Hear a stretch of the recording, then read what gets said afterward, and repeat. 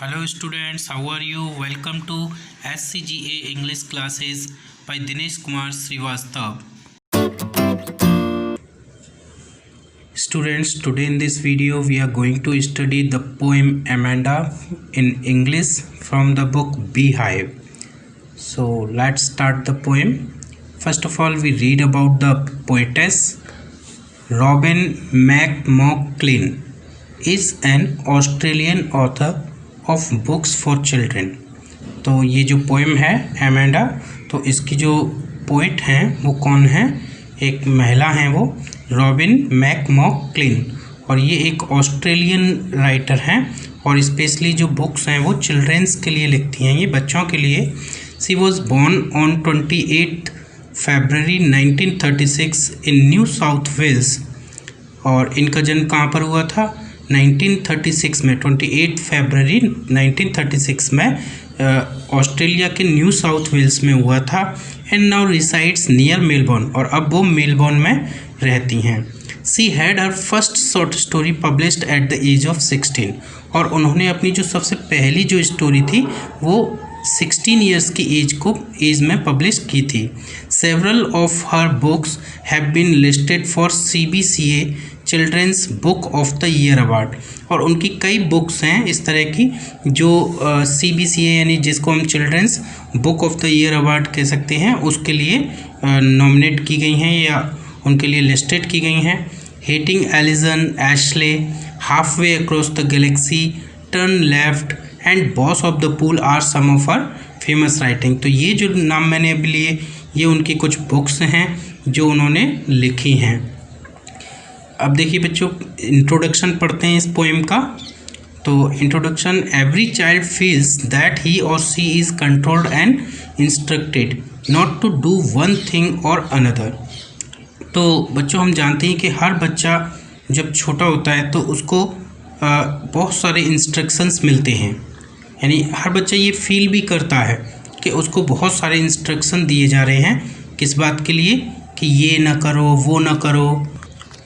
और लगभग हर बच्चे की ये शिकायत भी होती है अपने पेरेंट्स की तरफ से कि उनके पेरेंट्स उनको कहते हैं कि कभी ये ना करो, कभी वो ना करो। वो पेरेंट्स उनके उसको कंट्रोल करने की कोशिश करते हैं। The child feels that his her freedom is being curtailed. तो बच्चा ये फील करता है कि उसकी जो फ्रीडम है उसको कर्टेल किया जा रहा है, यानी कंट्रोल, उस पर पर्दा डाला जा रहा है, उसको रोका जा रहा है। बच्चे को ऐसा महसूस होता है। तो in this poem the poet Robin Klein expresses the views of a small girl Amanda.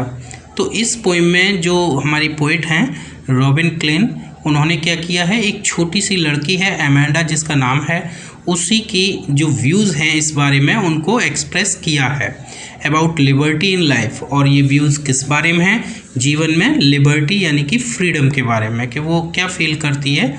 How does the girl react to the restrictions imposed upon her, और जो रेस्ट्रिक्शंस उसके पेरेंट्स के द्वारा, बाय हर पेरेंट्स, जो restriction उसके ऊपर impose किए जाते हैं, उन पर थोपे जाते हैं या फिर उसको कहा जाता है कि ये काम करो, ये मत करो, तो वो कैसे इसको रिएक्ट करती है। सब वेरी इंटरेस्टिंग।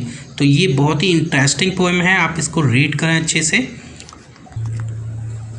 तो देखिए, पोएम शुरू करने से पहले सेंट्रल आइडिया पढ़ते हैं इसका।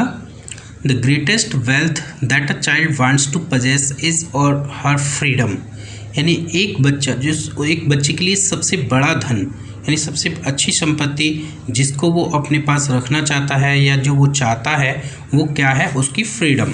And the thing that he or she never likes is the constant nagging, और जो चीज़ उसको बिल्कुल भी पसंद नहीं होती वो क्या है? लगातार नैगिंग करना। नैगिंग मीन्स हमेशा उसको ऑर्डर देते रहना या ये किसी काम को करने के लिए मना करना या इंस्ट्रक्शन करना कि ये काम करो, है ना। अनवांटेड इंस्ट्रक्शंस, जो भी अनवांटेड इंस्ट्रक्शंस हैं।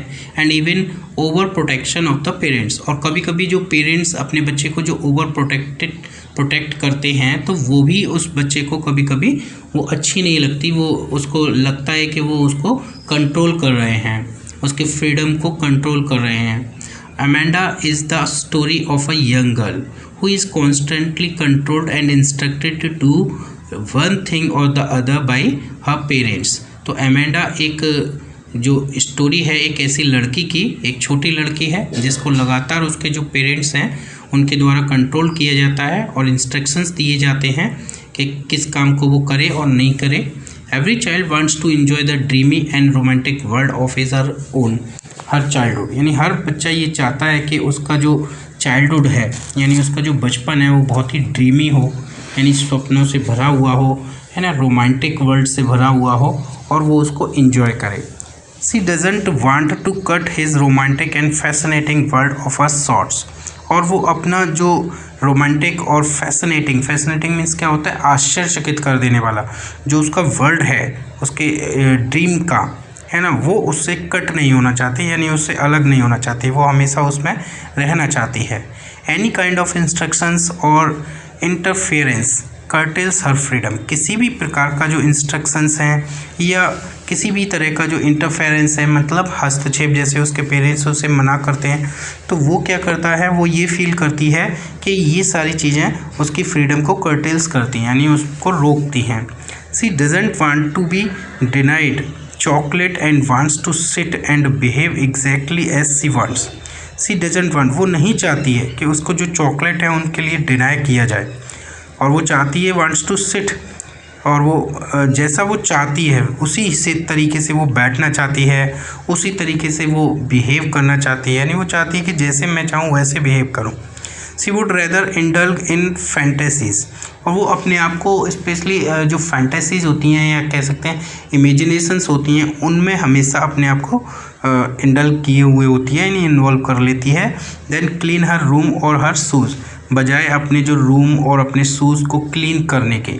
सी wants to postpone growing up, और वो क्या चाहती है कि जो उसकी जो ग्रोइंग अप मतलब जो उम्र बढ़ने की जो स्थिति है, जो प्रोसेस है, वो पोस्टपोन हो जाए, यानी उसकी उम्र ना बढ़े। वो बड़ी हो जाएगी तो क्या हो जाता है, बड़े हो जाते हैं तो हमको बहुत सारी रिस्पॉन्सिबिलिटीज़ आ जाती हैं जो हमें करनी ही होती हैं, और जब तक हम यंग एज पर हैं तब तक हमारी जो लाइफ है वो बहुत ही इंजॉयबल होती है ना। तो she wants to remain a child for just a little bit longer, और वो चाहती है कि अभी कुछ और समय तक वो चाइल्ड ही बनी रहे, यानी एक छोटी बच्ची ही बनी रहे, वो ये चाहती है।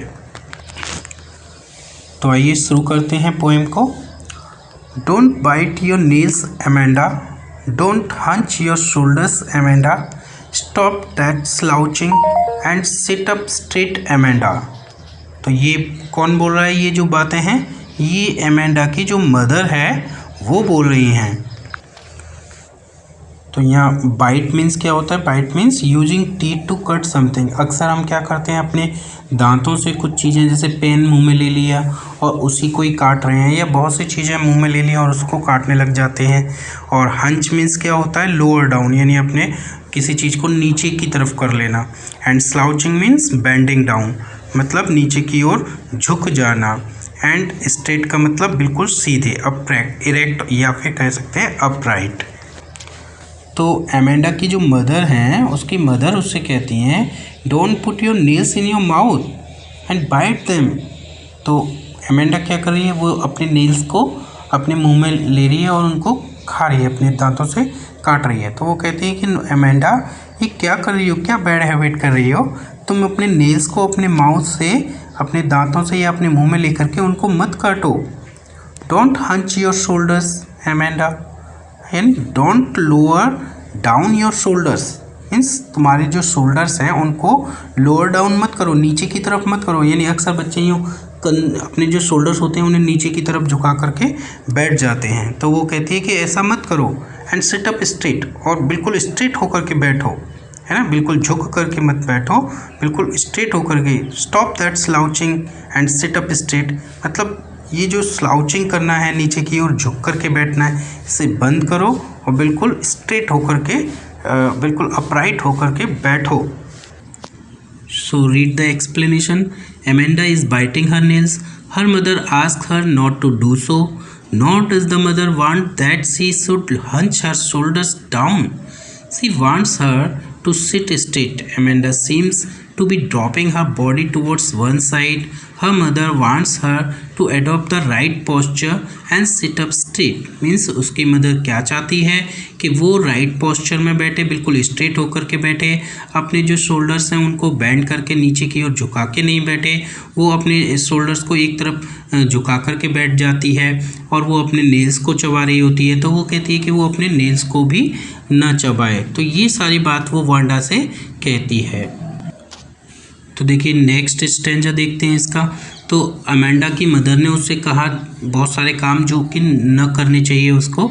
तो क्या होता है देखिए, there is a language emerald sea where the sole inhabitant is me a mermaid drifting blissfully. तो यहाँ पर हम पढ़ते हैं, देखिए लैंग्वेज मीन्स क्या होता है, लैंग्वेज मीन्स शांत, बिल्कुल calm. Emerald sea means a green precious stone and sole means only one. Mermaid means क्या होता है, एक imaginary creature with a tail of a fish, है ना, एक इमेजिनरी क्रीचर होता है, यानी ऊपर से वो एक इंसान होता है, लड़की होती है और उसकी जो टेल होती है नीचे से वो फिश की तरह से होती है। और ड्रिफ्टिंग मीन्स मूविंग लेजरली। तो यहाँ पर क्या है कि जो एमेंडा है, Amanda is lost in her imagination, यानी वो अपनी इमेजिनेशन में खोई हुई है, यानी उसकी माँ उससे बहुत सारी बातें कह रही हैं लेकिन वो अपनी इमेजिनेशन में खोई हुई है। And she doesn't bother what her mother is instructing to her to do, मतलब वो बिल्कुल भी इस बात की चिंता नहीं कर रही है कि उसकी माँ उसे क्या करने के लिए कह रही हैं या क्या करने के लिए नहीं कह रही हैं।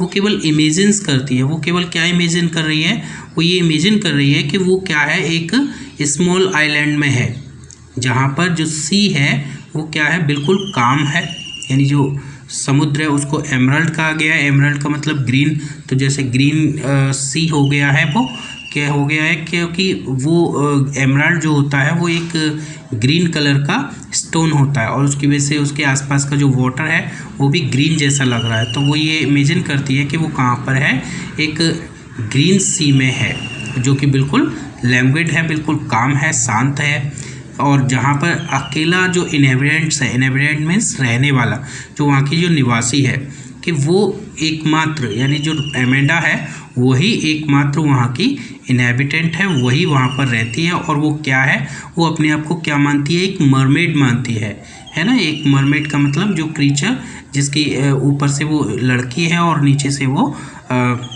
फिश जैसी उसकी टेल है, तो वो अपने आप को मरमेड समझती है और वो सोचती है कि मैं वहाँ पर हूँ, मतलब वो ये सब बातों को सोच रही है। एंड ड्रिफ्टिंग ब्लिसफुली, और कैसे, बहुत ही, ड्रिफ्टिंग का मतलब बहुत ही लेजरली तरीके से मूव कर रही है, और ब्लिसफुली माने इन स्टेट ऑफ ब्लिस, यानी बहुत ही खुश है वो, यानी बहुत ही अच्छे तरीके से खुश होकर के वो एकदम फ्री, आज़ाद होकर के उस एमराल्ड सी में क्या कर रही है, वो ड्रिफ्टिंग कर रही है या मूव कर रही है, या फिर कहें कि तैर रही है। वो उसमें इधर से उधर बड़े आनंद से वो तैर रही है। तो मतलब उसने अपनी माँ की बातों पर बिल्कुल भी अटेंशन नहीं किया है और वो सिर्फ अपने बारे में ही इस तरह से सोचने में लगी हुई है।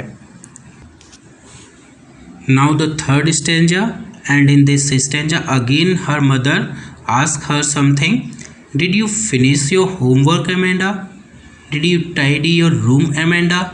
I thought I told you to clean your shoes, Amanda. तो यहाँ पर कौन है, उसकी मदर है, वो उससे फिर से पूछ रही है। टाइडी मीन्स क्या होता है यहाँ पर, क्लीन, साफ करना। तो उसकी माँ उससे पूछती है कि Amanda have you finished your homework. तो वो उससे पूछ रही है कि जो तुम्हारा होमवर्क है, जो स्कूल से तुम्हें होमवर्क मिला है, क्या तुमने वो फिनिश कर लिया है अपना? क्या did you tidy your room, क्या तुमने अपना जो कमरा है उसको साफ़ कर लिया है? Have you made your room clean and tidy.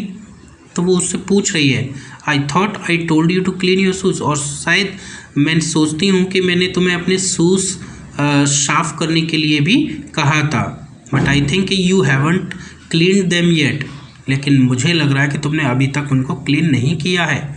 तो इस तरह से उसकी माँ उसको कहती है कि जितना भी काम तुम्हें करना चाहिए वो शायद तुमने अभी तक नहीं किया है ना।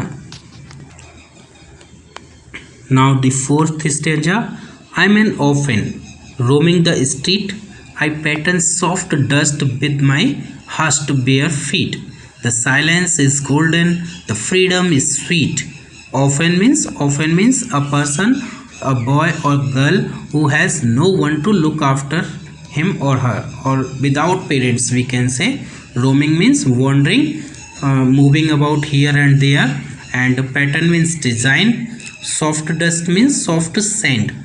And hushed means here silent. Bare feet means without shoes. And freedom means independence. So here again Amanda does not give any reply to the questions that were asked by her mother. Her mother asked many questions to her, but she didn't reply a single answer. And she is again lost in her imaginary world. And what she imagines here? She imagines herself as an orphan. मतलब वो अपने आप को क्या मानती है? एक orphan मानती है. ऑर्फन का मतलब अनाथ, जिसके माता पिता ना हो, वो अपने आप को ऐसा मानती है. सी इज़ वॉन्डरिंग, वो घूम रही है ना. क्या कर रही है? वो घूम रही है. कहाँ पर? स्ट्रीट्स में. रोमिंग का मतलब वॉन्डरिंग. जो घूम रही है वो स्ट्रीट में घूम रही है. किसी गली है उसके घर की, है ना, जहाँ पर वो घर रहती है वहाँ की गली है, और उस गली में ही वो ये सोच रही है कि मैं अकेले घूम रही हूँ. और वो क्या सोचती है कि मैं I pattern soft dust with my हस्ट bare feet, कि मेरे जो बेयर फीट हैं, मेरे जो पैर, नंगे पैर हैं, यानी वो स्लीपर्स नहीं पहनी, शूज़ नहीं पहनी हुई है, और वो अपने उन पैर से क्या कर रही है? पैटर्न बना रही है सॉफ्ट डस्ट पर. जो नीचे की जो ज़मीन है सॉफ्ट डस्ट, वहाँ पर वो बहुत ही साइलेंट तरीके से, चुपचाप खामोशी से क्या बना रही है?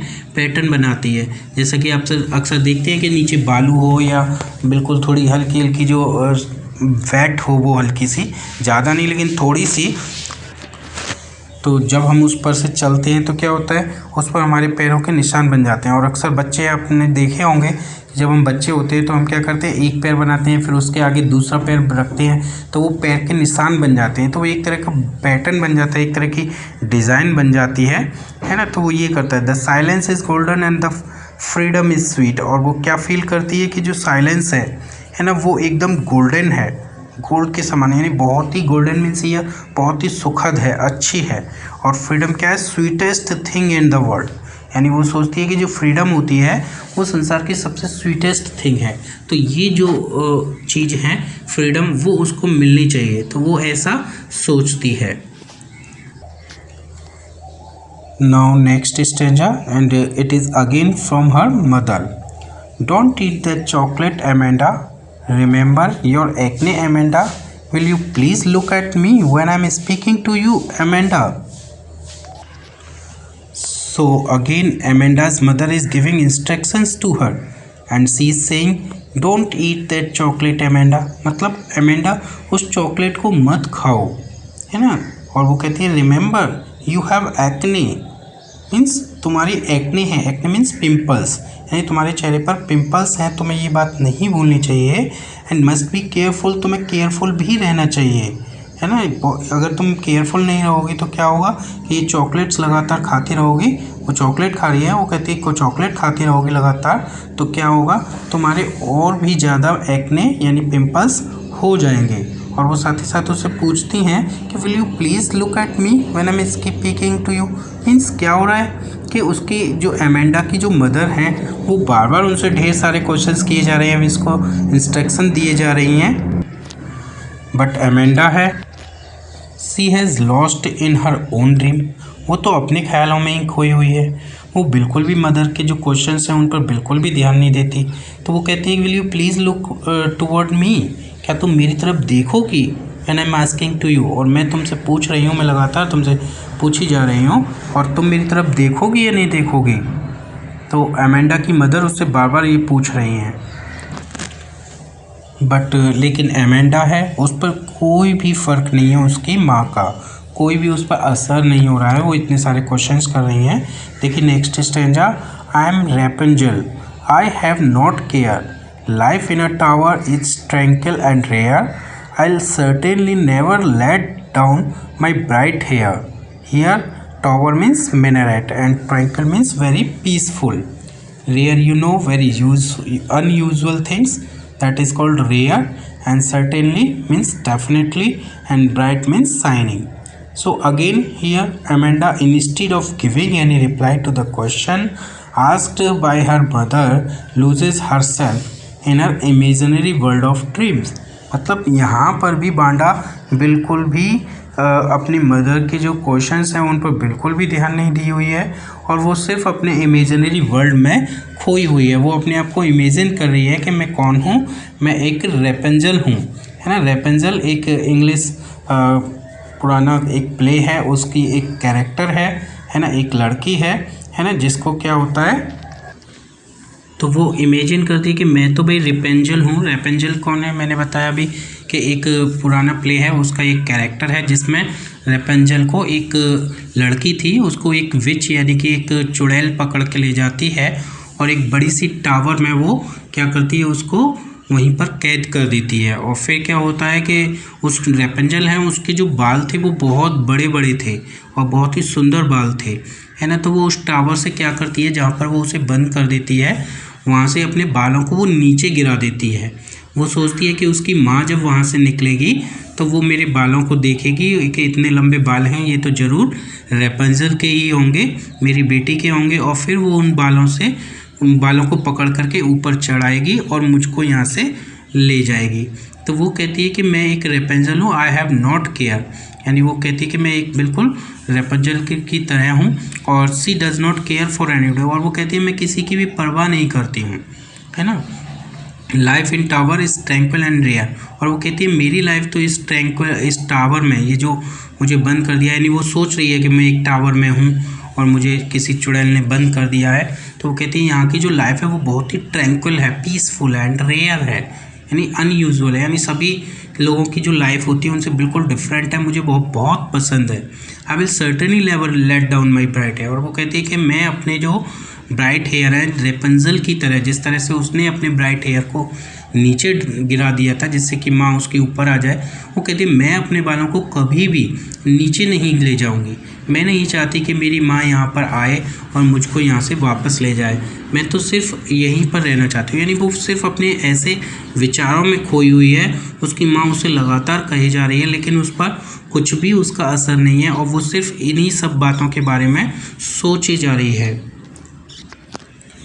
So again in the next stanza, her mother asks her something. She says, "Stop that sulking at once, Amanda.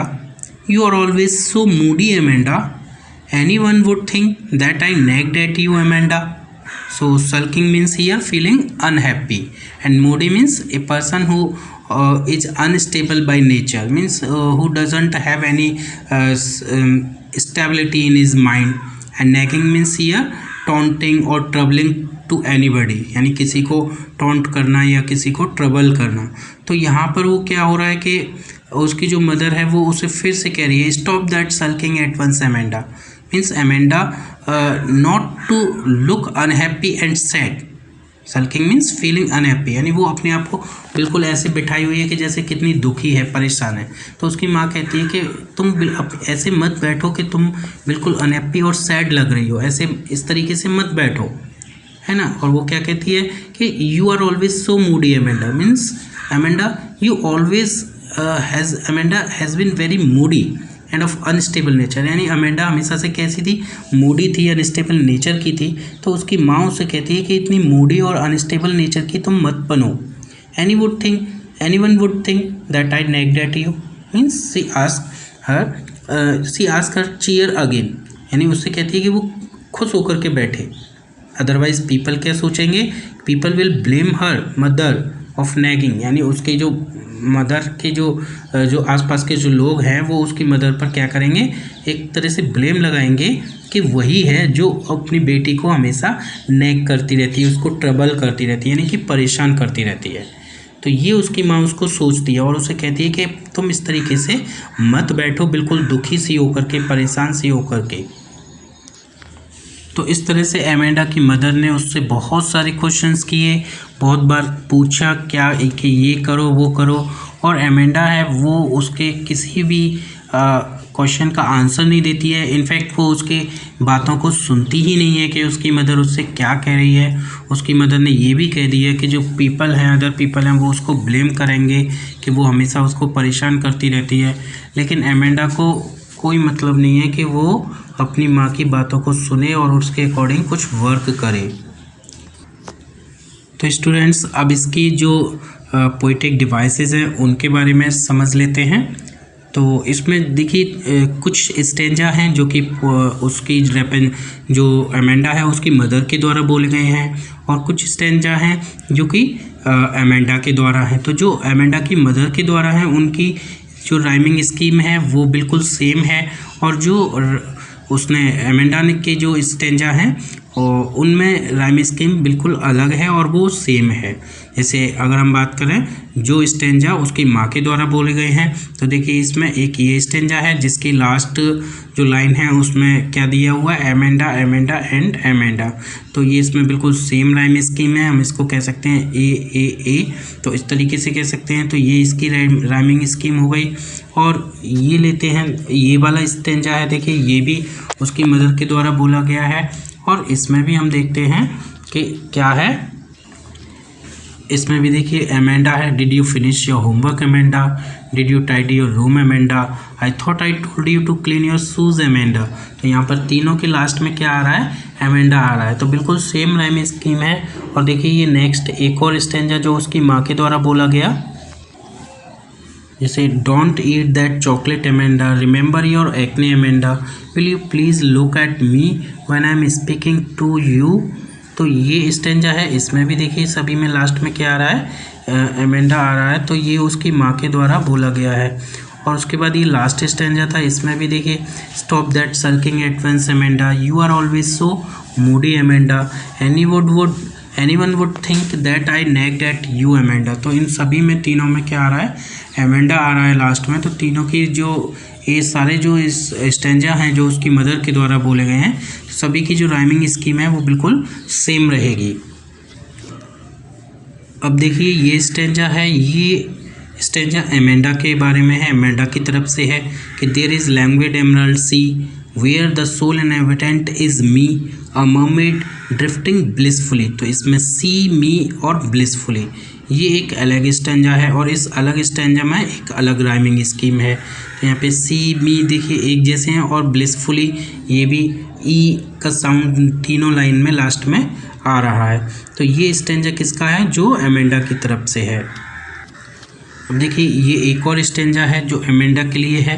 तो उसमें क्या दिया है, I am an often roaming the street, I pattern soft dust with my husked bare feet, the silence is golden, the freedom is sweet. तो यहाँ पर हम देखते हैं कि स्ट्रीट, फीट एंड स्वीट ये तीनों लाइन एक दूसरे से राइम कर रही हैं, तो इसकी राइमिंग स्कीम अलग हो गई। अब देखिए ये और एक स्टेंजा है जो किसके लिए है, एमेंडा के लिए। I am Rapunzel, I have not care, life in tower is tranquil and rare, I certainly never let down my bright hair. तो यहाँ पर केयर, रेयर और हेयर ये बिल्कुल तीनों लाइन एक दूसरे से राइम करती हैं, तो ये अलग इसकी राइम स्कीम हो गई।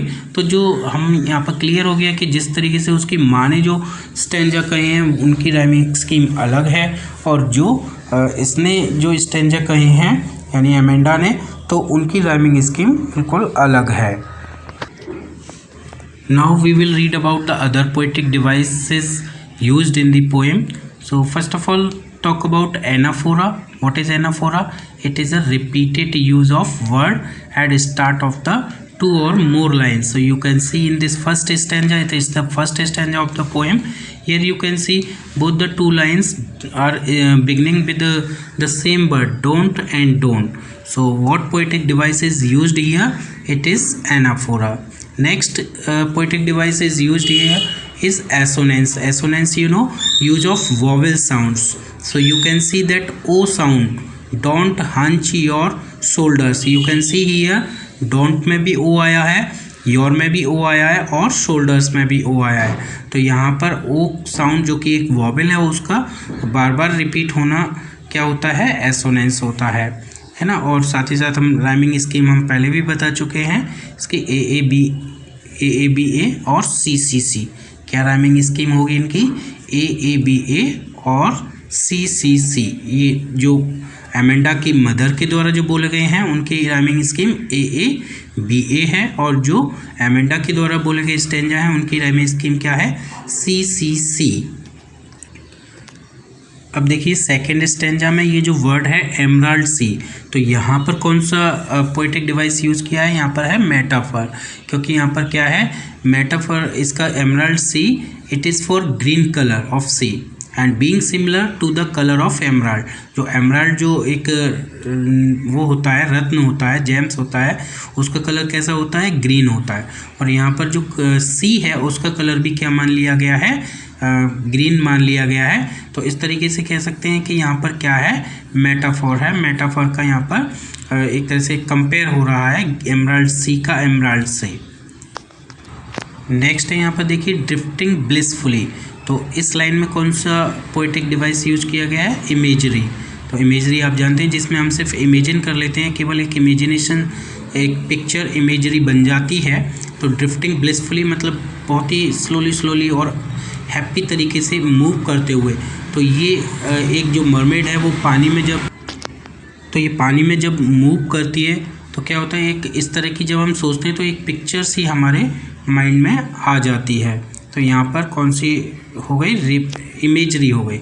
और अगर हम अमांडा की बात करें तो ये लगभग सभी जो मदर के द्वारा बोले गए स्टेंजा हैं उनमें सभी में एमेंडा वर्ड यूज हुआ है। तो हम उसको कह सकते हैं कि यहाँ पर रिपीटिशन का भी यूज किया गया है।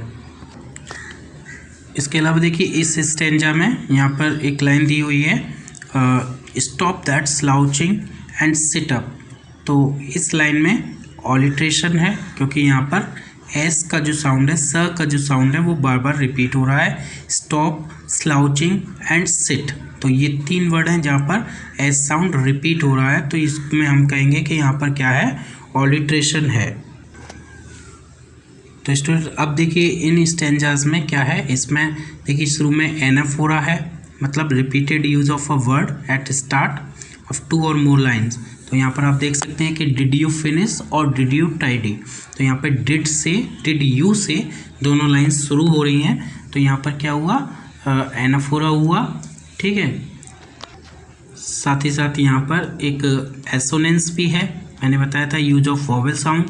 तो यहाँ पर देखते हैं थॉट, टोल्ड, यू, योर और शूज, ये सारे वर्ड्स हैं। इनमें क्या है? ओ साउंड जो है बार बार रिपीट हो रहा है, और ओ साउंड क्या है? एक वोवेल साउंड है जो कि बार बार रिपीट हो रहा है। तो यहाँ पर कौन सी फिगर ऑफ स्पीच हुई?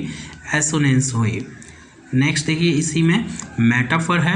मेटाफर देखिए यहाँ पर silence is golden and freedom is sweet. तो यहाँ दोनों जो ये फ्रेज हैं या लाइन है इनमें क्या है? मेटाफर यूज किया गया है, क्योंकि silence is said to be glorious like golden colour. यहाँ पर जो साइलेंस है उसको गोल्डन कलर की तरह से बोला गया है।